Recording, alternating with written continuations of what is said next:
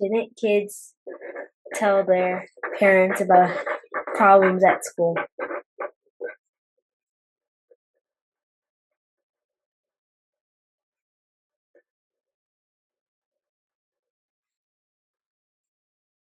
Problems that happen at school. At school? What other problems should they tell? Like them friends' problems, or like them not understanding things and not saying anything about it, so they're like failing in some things.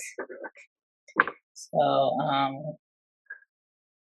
class learning problems. Yes. What other problems? Trouble about them being included in things that they not being included.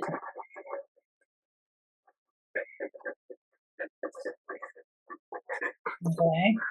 Or like being in a problem that the kid they haven't been in the problem, they don't know anything about it, that they're blamed for whatever happened. Okay. People accusing kids.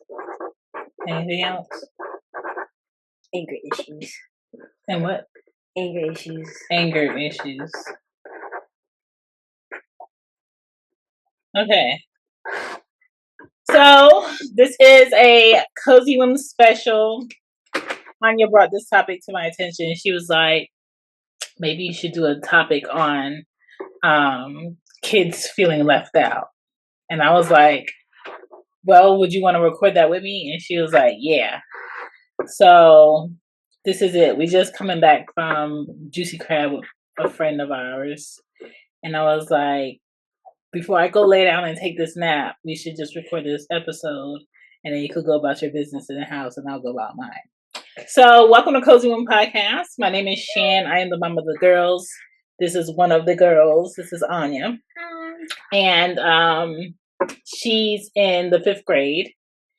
And she wants to talk about things kids should tell their parents regarding problems at school, problems with friends, problems with being accused of things that you're not doing, that you didn't do, not being included in things at school, class learning problems. Maybe you're in a class and you don't understand the work. What should you do? And anger issues, because I think a lot of kids today have anger issues, but I think more than the anger issues, it's not knowing how to emotionally balance yourself to say, is this worth being angry about? Or am I angry that I can't explain myself to people more than the actual little thing that happened that I'm making a problem? So which one you want to talk about first? Let's talk about friendship problems first. Okay, what kind of friendship problems? Not being included. Not being what? Included. Okay. But have you not felt included in something, or you saw somebody that was not included in something? Yes. Like what? I've been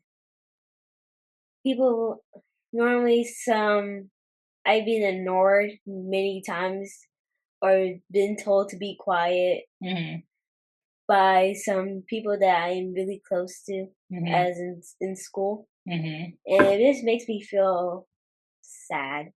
Okay, were you being loud while they told you to be quiet? I was trying to tell them something that I did, and normally they'll tell me to be quiet or shut up. Okay. So do you think it's cool for a friend to tell you to shut up while you're talking? No. Okay, so then is it on you to pick better people to call your friends? Yes. Right, and I think a lot of kids today think people that they like to be around and people that just so happen to be around are their friends. In reality, your friends are the people who make you feel comfortable being yourself. the people who allow you to speak, the people who you allow to speak, and they don't make you feel bad for what you like. They don't make you feel bad for speaking. If somebody's making you feel bad for speaking or cutting you off or telling you to shut up because they don't want to hear what you're talking about, then that's not your friend. I know, it's just hard to do that because normally I don't really talk to a lot of people in school because I'm not really around them that much, and I don't want to talk really. So the people who I normally talk to, I just talk to them, knowing that they would ignore me.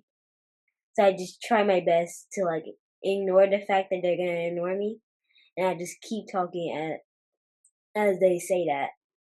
So when you do that and people know that you're still going to stick around no matter how bad they treat you or they talk to you, they're going to keep doing it. And it's going to get worse and worse and worse.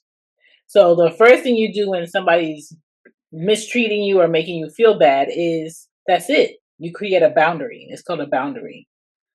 If you say to yourself, I'm not going to allow anybody to talk to me a certain way or anybody to treat me a certain way, then you don't deal with them. You show them that I don't have to talk to you. I don't have to be around you. And if I have to be by myself until I'm around good people that treat me well, then that's what I'm going to do. You can't know that somebody's going to mistreat you and stick around them because they'll use you. And they'll make you feel like you have to be around so they can use you. Mm. So it's like taking your power back. Oh, okay, you want to ignore me? Cool. I don't have to talk to you. I don't have to do nothing with you. I don't have to sit at lunch with you. I don't have to acknowledge you. Because when people see that they can use you, they're going to keep using you. If I had Chick-fil-A breakfast every morning and I made sure I brought Chick-fil-A breakfast for you and you never had to pay for it and you treat me bad and you talk to me bad and I keep bringing Chick-fil-A sandwiches, are you going to stop treating me bad? No, because you know I'm going to bring the sandwich regardless. It's the same thing.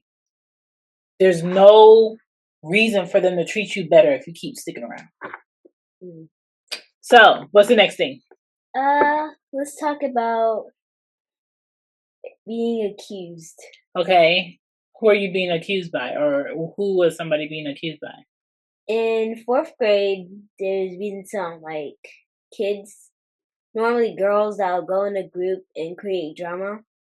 And then somebody wrote a note about the teacher, and then everybody started blaming it on me because my handwriting looked the same when it wasn't. Okay, so what you do when you're being accused of something that you know you did not do, you stick to the fact that you did not do it. I normally just stay quiet and... No, because if you stay quiet, it looks like you're guilty. You should say, hey, I didn't write that letter. I didn't write that note. That wasn't me. And I didn't, yes, it was you. It looks like this.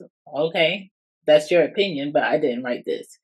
Especially if they didn't see you write it and you leave it like that. You don't cry, you don't yell, you don't fight somebody to prove your point. Most of the time when people are being honest, what they're saying stays the same. They're calm and they speak up for themselves.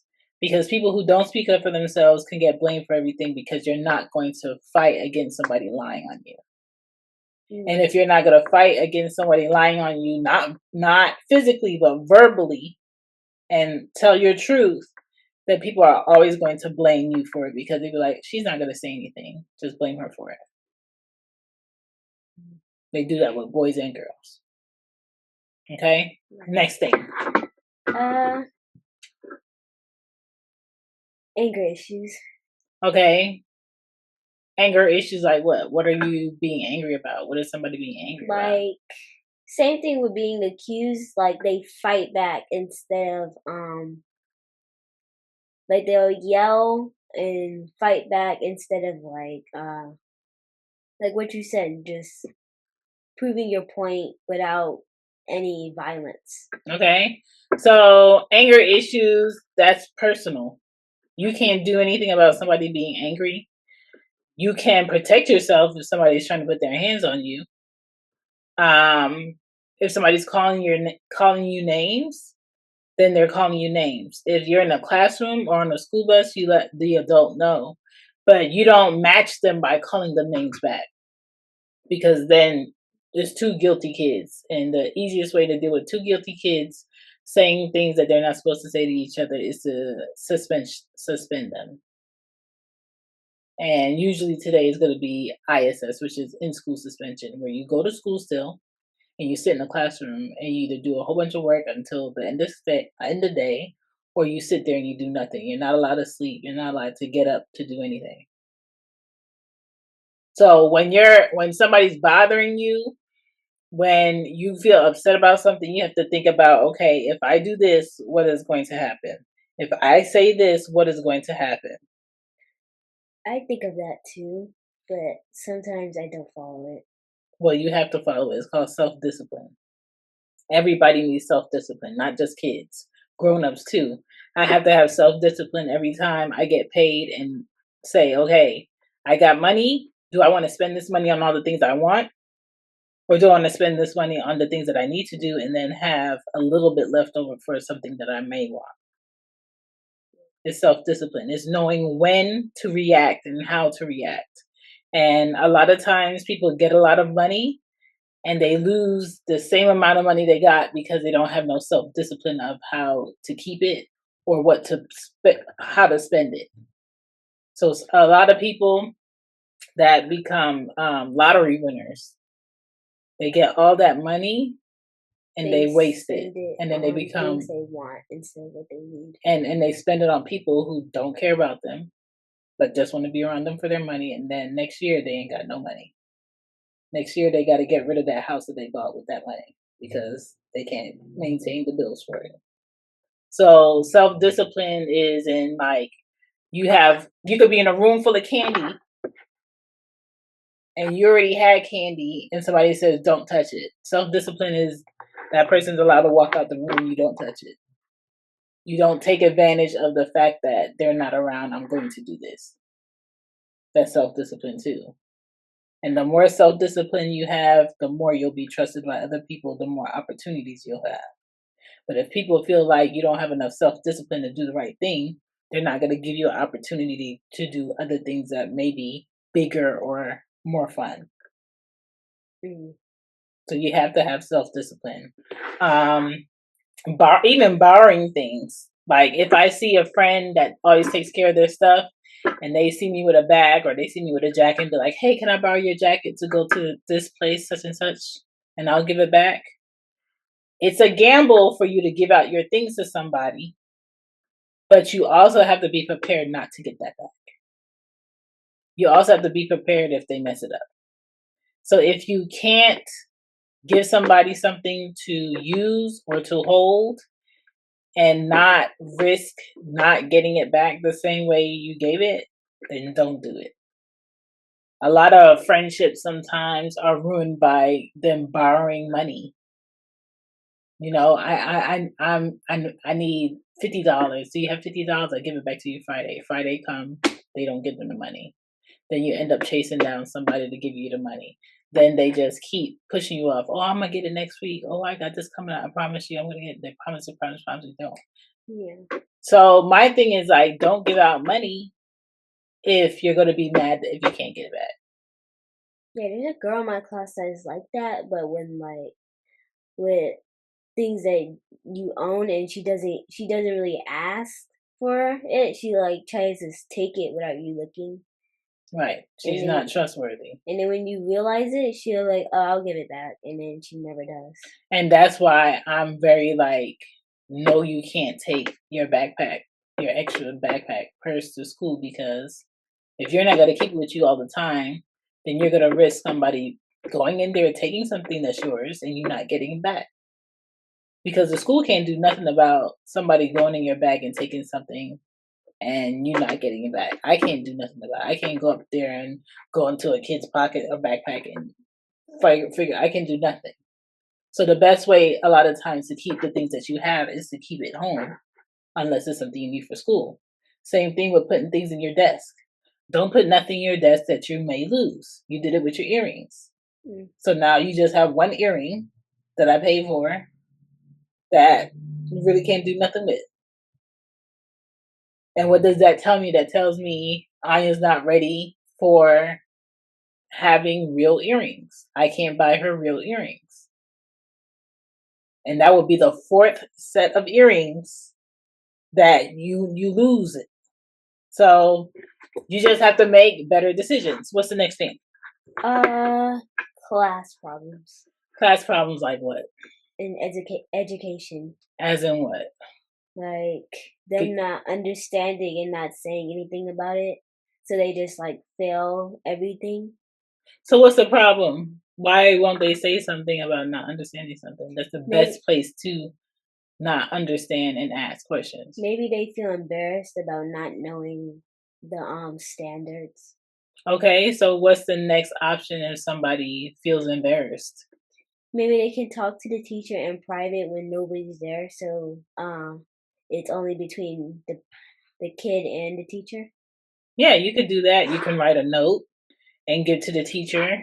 Hey, I don't feel comfortable asking certain questions while you're teaching because I feel like I'm holding up the class.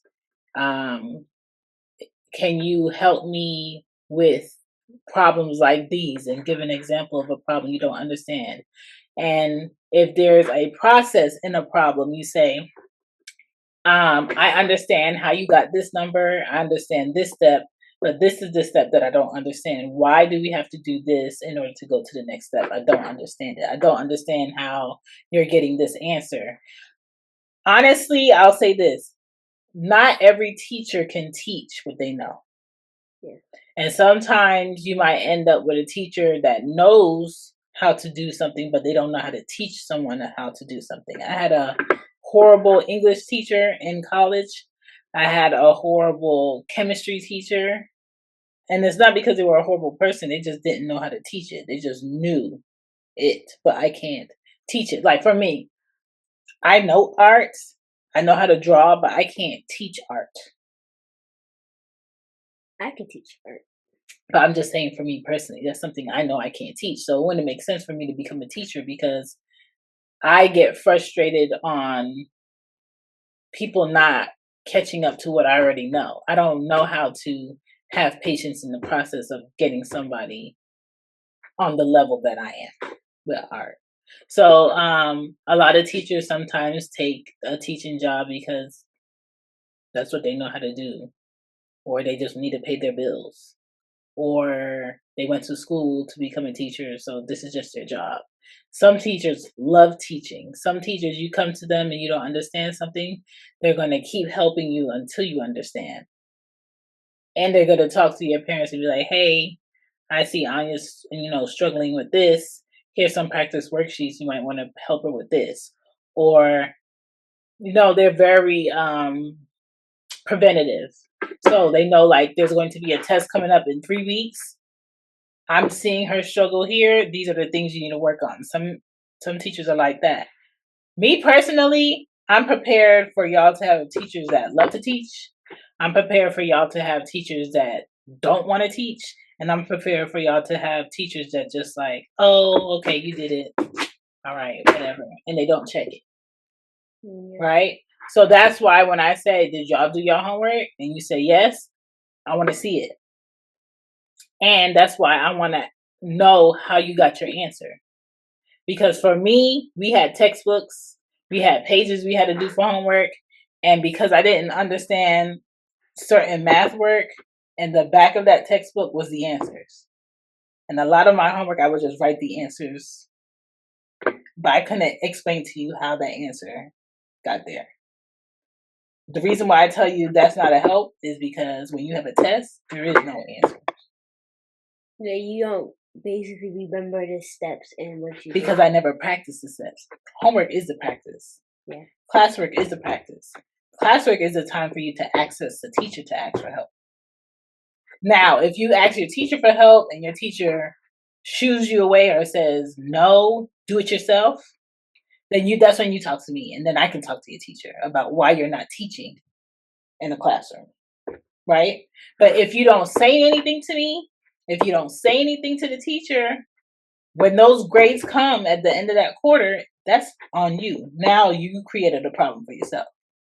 Because if the whole semester you've been quiet, you haven't asked the teacher for help, you haven't came to me and said you're struggling in something, you didn't ask me for help, then when you don't get the grades that I'm expecting, then that's a problem for you. Same thing with Ari, but Ari's just not at an age where she's struggling in something yet.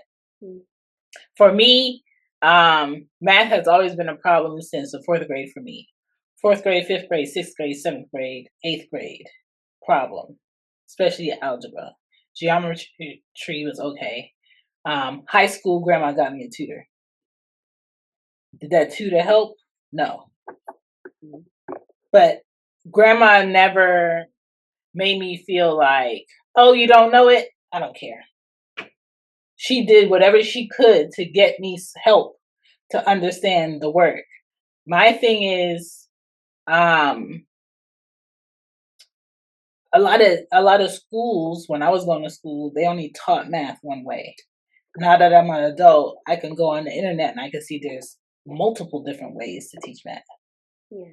And that's the thing, in a classroom of like 24 or 30 kids, every kid in there is not going to learn math the way somebody's teaching it. They're not going to comprehend literature the way a teacher is teaching it. Sometimes you're going to have to ask questions to figure out a different way of learning something. Everybody's brain works differently. But you shouldn't feel bad because you have questions. You're supposed to have questions. Did you repeat the 5th grade? So you should have questions. Now, if you repeated the 5th grade, and this is your second time in the classroom, I would expect less questions from a student that repeated the 5th grade. But this is everybody's first time in the 5th grade. Ask your questions. Don't feel bad about not asking the question.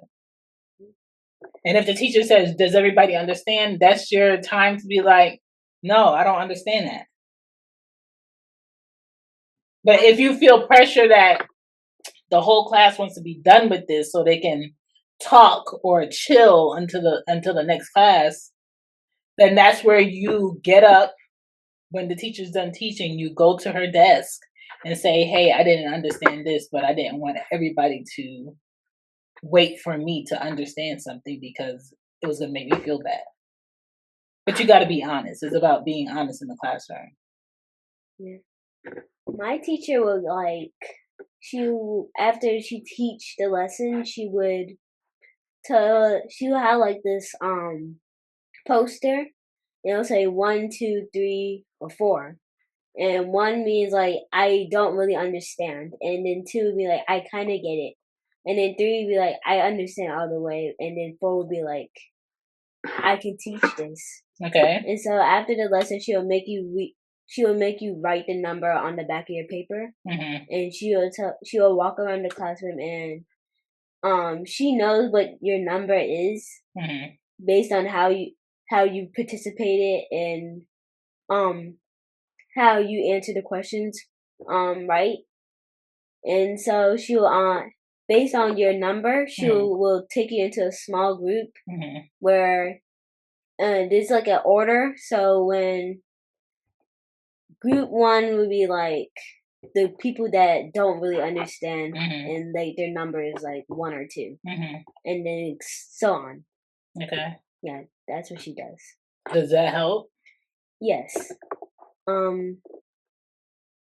Normally in math our tests are good, but in reading and like social studies, some of the kids don't really get the questions because normally the printout or online printing will like repeat the same questions, so it'll be a different answer each time, and that's how they mess up. Okay. So I think small groups is like a better way of teaching privately to other kids without being embarrassed. I mean, for sure, but at the same time, you have to be realistic about your classroom. You have a classroom of about 20 kids. They have a few minutes, to teach each subject. So you got to pay attention. And if there's something you don't understand, you have to be honest about what you don't understand in it and let the teacher know. If the teacher doesn't have time, You write it down on a piece of paper, you bring it home, and you let me know. But I can't help what you don't tell me. Teacher can't help what you don't say. But you have to make time for it. Because when you come home, yeah, I'm still working, but at least I'll know, like, okay, I need to help Anya on this, or I need to help Arya on this. But you can't get caught up into, okay, I'll just try to get it tomorrow. I'll just try to get it tomorrow. You have 5 days of school every week. If you keep putting it off, you're going to get to a point where you're going to be tested on something you do not know for the last 3 weeks. And that problem normally develops by kids not paying attention and being focused on something else instead of what the teacher is teaching. So when they get the test, they don't understand anything and they normally get a low grade or fail. That and the fact that a lot of these schools are passing kids that really should do that grade again. Yes. So I'm sure there's a lot of kids in your class that cannot read on the level they need to read on. And if you cannot read on the level that you need to read on, then when you read a test question, you're going to get it wrong because you do not understand the question that's being asked. Yes. So, what's the next problem? Really, nothing else. I don't know. No other problems? Them bringing when kids bring little fidgets that have calculators on it, or something like that, because normally companies make little toys that have a toy on the back and then a calculator inside of the toy. Okay. And that's how to cheat in the test, and then after the teacher is done with the test, and then you have to do a review on the next unit of for another test. You won't get it because what if you don't have your calculator? You don't have the calculator anymore. This is the thing about cheating. If you use a calculator to get your answer, you're just cheating yourself. And this is the thing about every grade. You go through first grade, cool, that's the basics. You go through second grade, they're going to add more basics on, but they're going to use the basics that first grade had. You go to third grade, they're going to add some new stuff, and you're going to use the basics of that. If you keep going up in a grade and you're refusing to learn the basics, then it's just going to get more complicated and more complicated as you get older and as you have to do math. And there will be rooms where it's just a desk and a piece of paper. So the reason why I say you cheat yourself when you use a calculator or if somebody gives you the answers is because you're now saying to your brain, you can't help me. I need something outside of myself to help me. But the real thing is you can train your brain to help you for what's on that paper. But you have to spend the time to train your brain to help you for what's on that paper. You using something outside yourself to get an answer is just going to cheat yourself. Yeah, you won't get it as you move on into the right. And you can cheat yourself all the way up to high school. You can cheat yourself in college. And cheating yourself costs you more money. Costs you more money if you're trying to pay somebody to do something for you.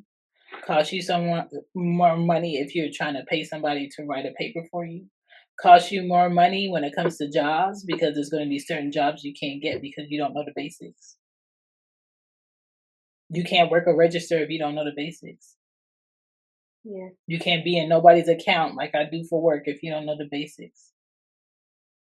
If you don't know how to break down a big number that's in an account to understand why somebody's bill is a certain way, you can't do that job.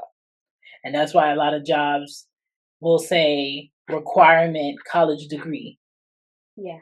You know what I'm saying? But by the time you get a job, you needing to have a college degree probably won't be a thing. But you will still have to know the basics. It's probably going to be worse for you because they're going to have computers that can do your job and you're thinking a lot faster. Yeah, that's a current problem in America where they're firing many people and replacing them with AI robots. Yeah, all right. Right. So that's why it's for your generation, it's better if you either know how to work those computer systems or you do something that's a trade. A trade is something that you can't use a robot for, like plumbing. What Richie does, fixing cars. You still need a human for that. And those jobs, people always need that. People are always going to need a plumber. People are always going to need somebody to fix their car. People are always going to need somebody to do their lawn work, construction jobs. So that's why those jobs pay a lot of money, and you get to dictate how much money you can make by the jobs you take. You get to say what time you're going to come to work. Unless you're a mechanic and you work at a company that said you have to be here at 9 o'clock. If you know a trade, you can work for yourself. You know what I'm saying? So you get to choose what you want to do as far as work, and you're going to have to make better decisions based upon what you're learning in school now. You know what I'm saying? If in your mind you want to work for yourself, what are you going to do for people that people are going to need?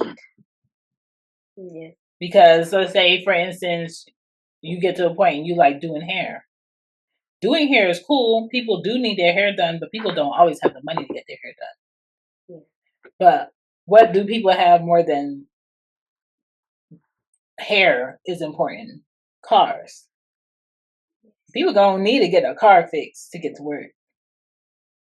So you just have to figure out what your want is to do, what money doesn't make, what kind of life you're trying to live, and do people need it? Right?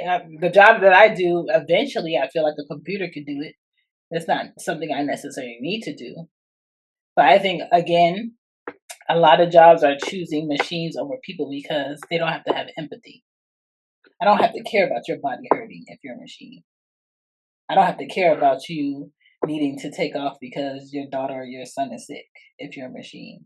I don't have to care about making sure this machine can go get their teeth cleaned with health insurance. You know what I'm saying? So it's these robots and these machines are just a way for companies and company owners to stay rich.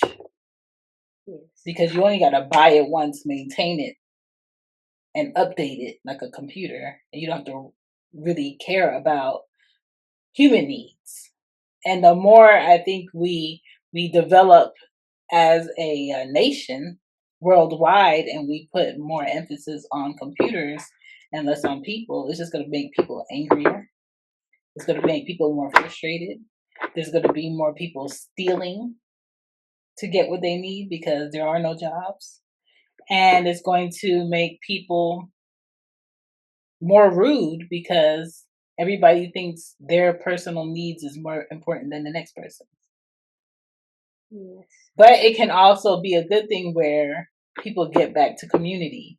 You know, if the neighbors across the street don't have jobs and I don't have a job, but they have things in their house that I may need to use, I have things in my house that we can trade, we can talk, we can help each other. And I think that's more so where things are headed. But it all boils down to your education, you being honest, you asking for help. And that's what y'all need to do in school. And I don't want you or R to be scared to tell me what y'all dealing with in school, education wise, friends, teachers, something on the school bus, somebody at the bus stop. You know, and even in these games that y'all play, you know, last week on Roblox, some AI robot convinced some boy to take his life. Yes. And he did, you know, and I think a lot of kids may have access to games, a smartphone, but mentally they're not ready to have that much access. If you can't be on a phone, be on a device, or be on a game, and something on the game says you should do this, you should drink this, you should take this, and harm yourself, and you can say, blocked, delete, I'm not doing that, and you follow it, then you are not mentally mature to have those things. Yes. So it's not that I don't want you and Ari to have fun or be included in what other kids have. It's a lot of things on those devices that purposely go where kids are that are easily influenced for them to do things they're not prepared for. And y'all just on the game to do game stuff. Yeah. But there's people that come on the game that are grown adults that pop up at people's homes because they hack in there to try to see where you're at according to the numbers in the game. You don't know that. And you think you're talking to a kid for the last few months, and it's a grown old man looking for kids to pick up. Or it's a lady looking for kids to pick up. And there are teachers that harm kids, men and women. Mm-hmm. There are principals that harm kids, men and women. So that's why I tell you, with people are just people. Their titles come after. Even with your family. I'm your mom, but I'm a woman. I'm a person, and I'm imperfect. You know what I'm saying? My brothers are your uncles, but they're people. They're imperfect. So it doesn't mean they can't do things that are wrong. And they can do things that are right, but it's a choice. So I don't want you to think just because somebody's my friend or somebody's my brother or somebody's, my mom or your grandma, they can't do nothing wrong or they won't do anything wrong to you. It's always a possibility. Yes, most kids think that too. They think that just because it's their mom or dad's friend, then their dad or mom can control what their friends or family do. No. Every time I have to do something and I have one of my friends watch you guys, I take a risk. I take a risk on what could happen. If they drive somewhere with you, if they don't do something right, I take that risk. Every time our dad picks her up and leaves here, I take a risk. Because I have to trust him that he's going to do the right thing if anything happens. I have to trust him that whoever he leaves Ari with, that he trusts him to do the right thing. So a lot of times when I have to go places, I have to say to myself, is it worth the risk? Is it worth me trying to find somebody to keep you guys until I come back from where I'm going? Mm-hmm. So for me, my time is way more intentional that I give people and I go places because I always have to think of you guys. That's why being a mom is very exhausting because even when I'm not with you guys, I have to think about you guys. I have to think about what you guys need when I'm gone, what you guys need while I'm away, and what you guys need when I come back. There's no pause on that. So when you're in school, I don't want you to feel like you can't ask questions to your teacher. I don't want you to feel like somebody is constantly going to be bothering you when you're trying to learn. I don't want you to feel like you have to be around people who treat you bad because you don't. You don't have to be friends with anybody that you don't want to be friends with. And nobody that treats you bad or talks to you bad or tells you to shut up or tells you that's stupid what you like, stop calling them your friends. They could just be a girl in class. That's a girl in my math class. That's a girl in my English class. You know what I'm saying? Oh, I ride the bus with that girl. That's not my friend though. Mm. And you don't have to be nasty to people because they're nasty to you. Right? Because a lot of times when kids are mean and kids say rude things, they're looking for a reaction. If you don't give people a reaction, they feel stupid. But if you keep giving them a reaction, they're gonna call more people over to either join them. Yes. Or make them feel good about what they're doing. Yeah, like recording or laughing. That's life. That's life, and that's when you get up and you walk away. And if you can't walk away, then you speak to whatever adult is in the room. Okay? To me, and I don't want you to feel like this either. I don't want to make you to feel like if you're standing up for yourself, you're a tattletale or a snitch. To me, a tattletale is someone who's telling someone else about something that's not wrong. Nobody's getting hurt. Nothing bad is happening, and it has nothing to do with them. You just see something and you want to tell. That's a tattletale.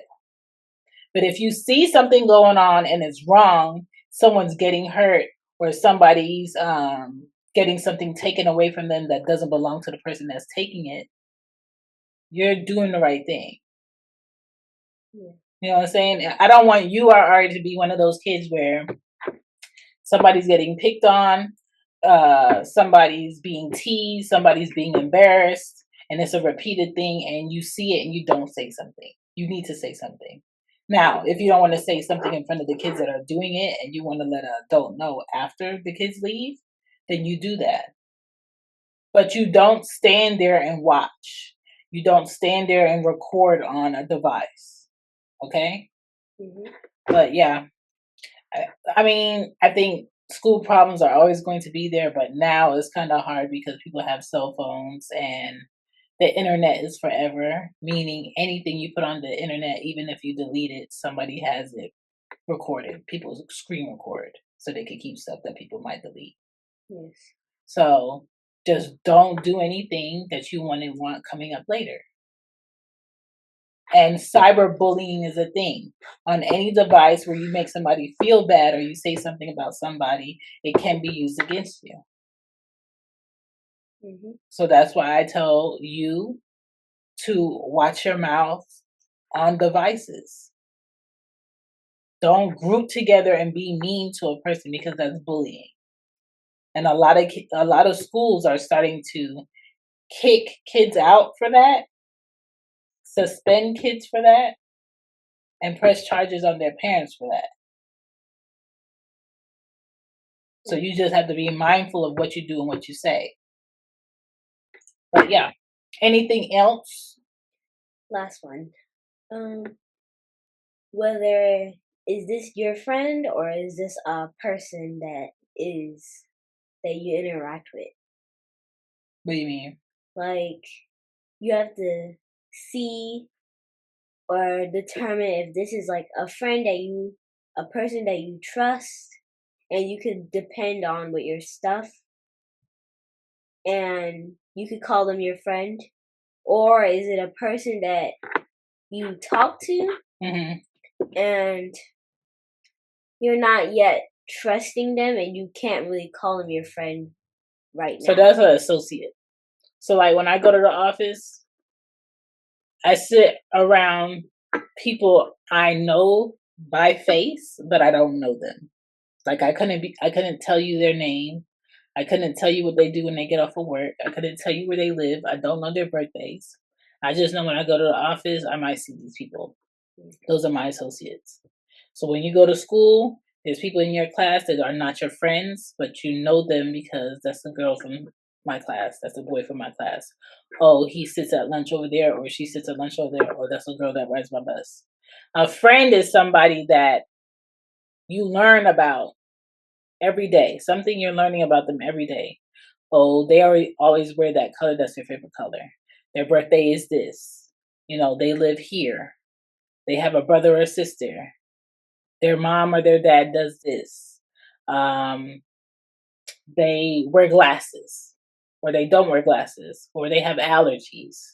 I like this and they like that too. Or they hate peanut butter. You know, you learn things about people. If you don't know certain facts about people, then there's no way that they could be your friend. Yeah. And this new girl, I let her have one of my things. I let her have one of my things that I had like an extra for, and she was like, "Oh, that's my best friend now." Because a lot of kids are still learning what a friend is. So that's another thing too. With kids your age, you can't take what they say as being something true. Yeah. Because the same kid that says, "Oh, you're my best friend," they might hate you next week, and you got to be prepared for somebody to hate you next week. Yes. Right? And some kids might not like you because there's something that you do that they wish they could do and they can't, or there's something that you have that they wish they had and they don't have it. But they're going to lie and say, "Oh, they don't like you because of something else." Yeah. So it's just something you got to be prepared for. Anything else? Any advice? Any advice for kids who don't want to talk to their parents? Tell your parents before it becomes like a actual problem, before it's too late and it can't be dealt with. Okay. Is there any advice for parents if they want to know what problems their kids are having, but their kids won't talk to them, what they should do? Maybe like in a good time where you're in a good mood and they're in a good mood and it's like quiet and nobody's around, maybe ask them for like if they're dealing with any problems at school or something they're holding secret. What if they say nothing, but you know something is wrong? Should you keep asking or should you leave them alone? You should keep asking at different times until they like feel like, yes, I should tell my mom or dad this. Okay. Are we done? Yes. All right, y'all. Hope you do something great with that information. My name is Shan. This is Cozy Womb Podcast. Hope you guys enjoy the rest of your Saturday. I'm going to go catch up on my shows in my bed and relax. Please check out shanbypodden.com. I will be back with another episode very soon. I appreciate you guys for sticking in there with me. And if you want to support this podcast, you could go to the Cozy Womb shop, buy some merch. There's some hoodies on there, some sweatshirts, hats, coffee mugs, because it is a good coffee season, even though it's like 80 degrees outside in Georgia in November. No, it's not November. It's October still. Yeah. We got one more week. It's almost November. Why is it 80 degrees? Anyway, yeah, that's it. Thank you so much for checking out the pod. Bye. Bye. See ya. What I want to break ya.